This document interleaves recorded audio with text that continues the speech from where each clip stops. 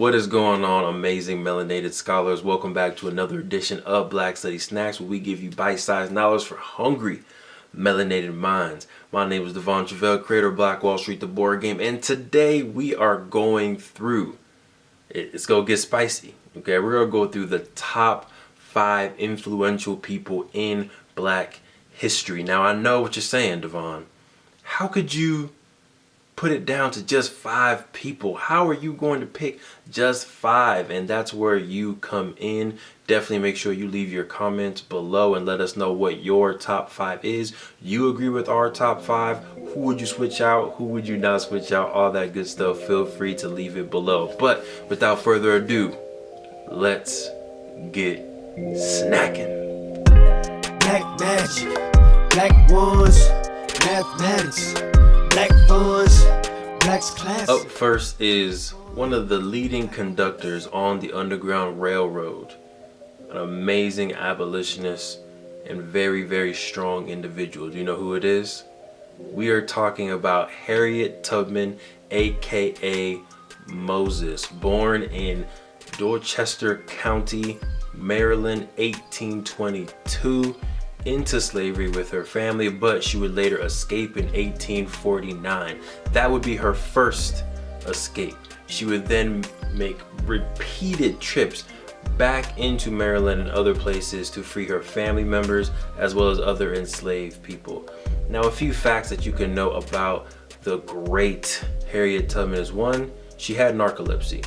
Right, there was a overseer who hurled a metal weight at another slave, missed that slave, but then hit Harriet Tubman in the head, causing trauma and brain damage. But some say that because she had narcolepsy, she was able to then communicate with the spiritual world and to God and lead her people as well as herself into freedom.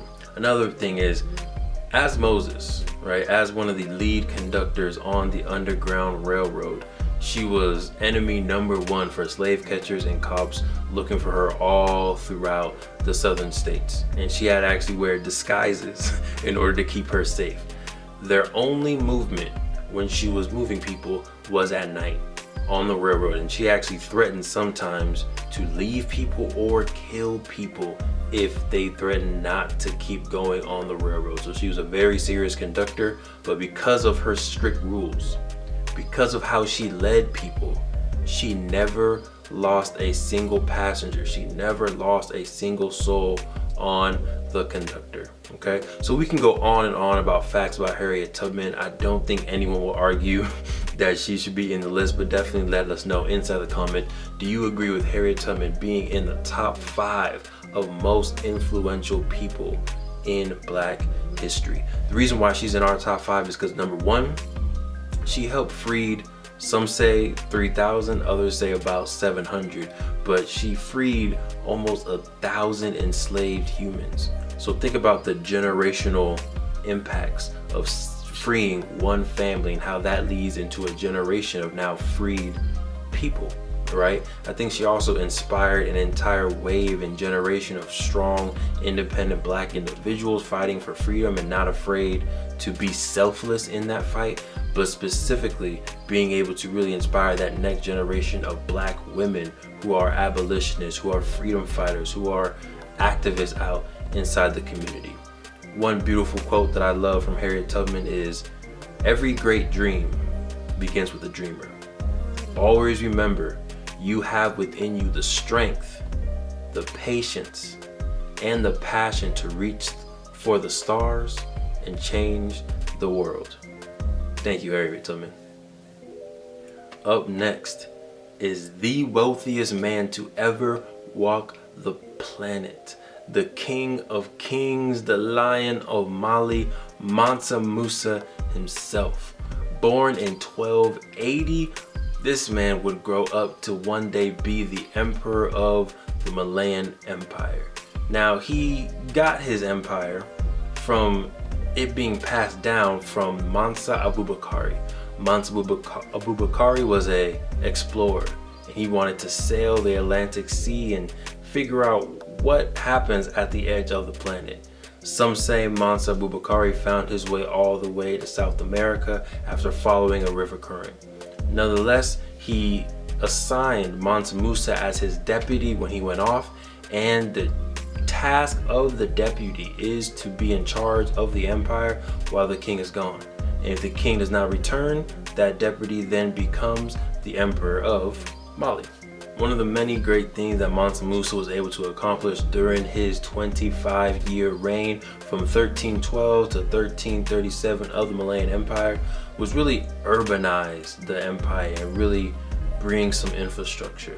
So he was able to create the University of Sankara. He was able to expand the trade routes of Timbuktu and create or inspire and fund a lot of architectural innovations within Gao and the entire region of Mali. Now, the event that really put Mansa Musa and the Empire of Mali on the map was Mansa Musa's Hajj to Mecca in 1324. He traveled with a caravan of over 60,000 men with 12,000 slaves draped in Persian silk. And it was said that they spent so much money in Cairo that they destabilized the economy for the next 12 years.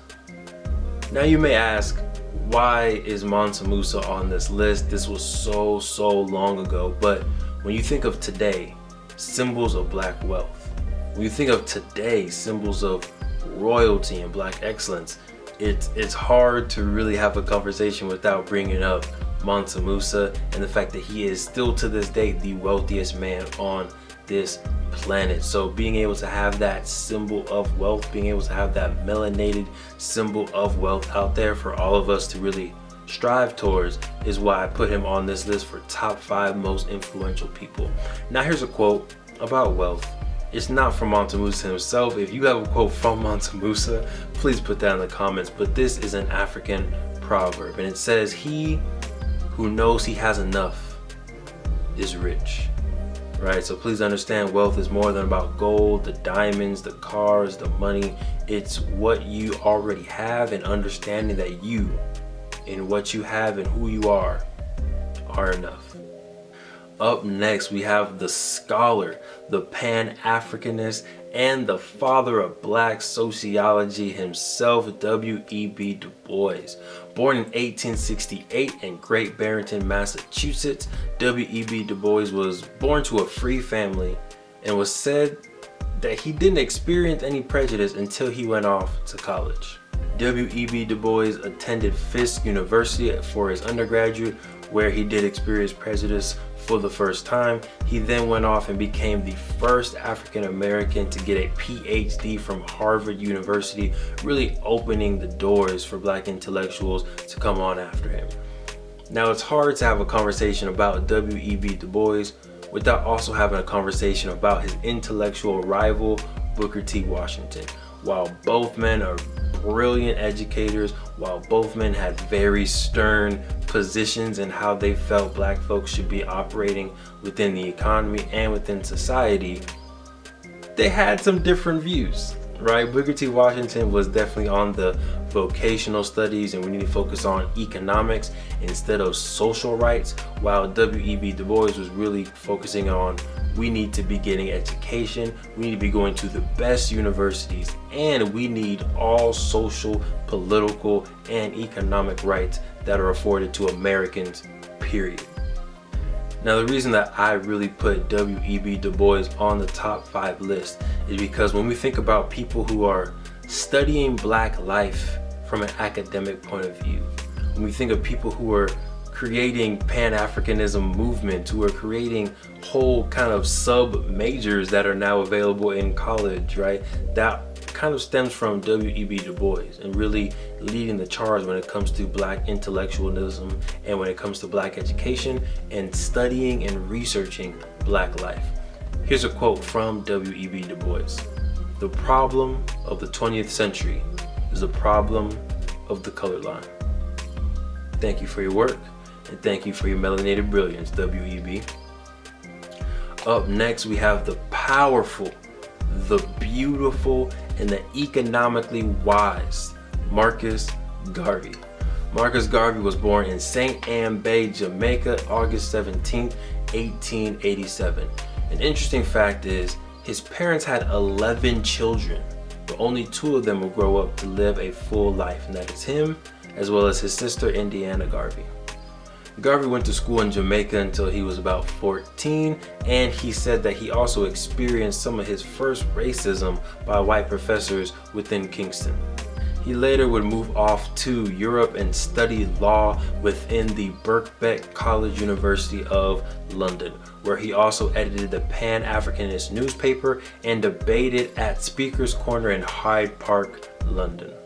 Now, a little bit different from W.E.B Du Bois, Marcus Garvey was a black nationalist and a black separatist. He believed that black Americans or African Americans should have their own nation, have their own economy, and own land. Here's a quote from W.E.B Du Bois. Marcus Garvey is the most dangerous adversary of the Negro race in America and the world.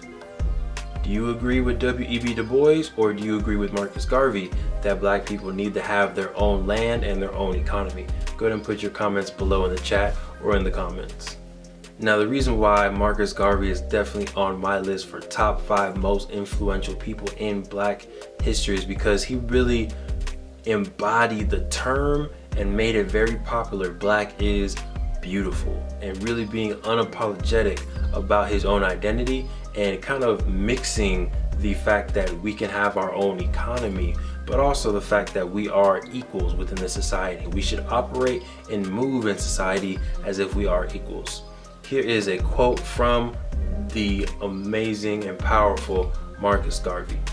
A people without knowledge of their past, history, origin, and culture is like a tree without roots. We appreciate your work and dedication, Marcus Garvey. Now, last but certainly not least, we have a controversial but very powerful figure in black history, the Honorable Elijah Muhammad. Born in Sandersville, Georgia in 1897, the Honorable Elijah Muhammad started off as an assistant pastor for Wallace D. Fard in the Temple No. 1. Once Wallace D. Fard passed away in 1934, the Honorable Elijah Muhammad would be named the Minister of Islam.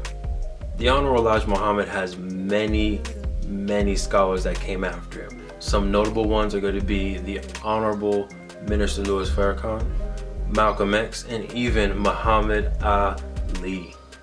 In the decades following World War II, the Honorable Elijah Muhammad would grow his following to over 250,000, tremendously increasing the population of black Muslims within the United States.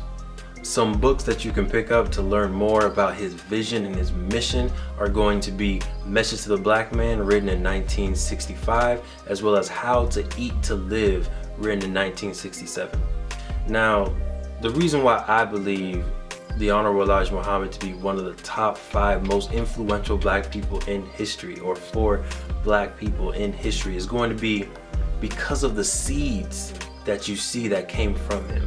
Right, when we see the impact of Malcolm X's leadership, when we see the impact of the Honorable Minister Louis Farrakhan's leadership, when we see the legendary iconic stance that Muhammad Ali took in his history, it is hard to not recognize where those people and where those leaders came from. And here is a quote from the Honorable Elijah Muhammad: "Love of oneself comes first. He who loves everybody does not love anybody." I hope you choose to love yourself today. Thank you, Honorable Elijah Muhammad. Right, there it is, scholars. Those are our top 5 most influential people in black history. We have Harriet Tubman, Mansa Musa, W.E.B Du Bois, Marcus Garvey, and the Honorable Elijah Muhammad. There are tons of other amazing melanated people who have impacted the world. Go ahead and leave a comment below on your top 5.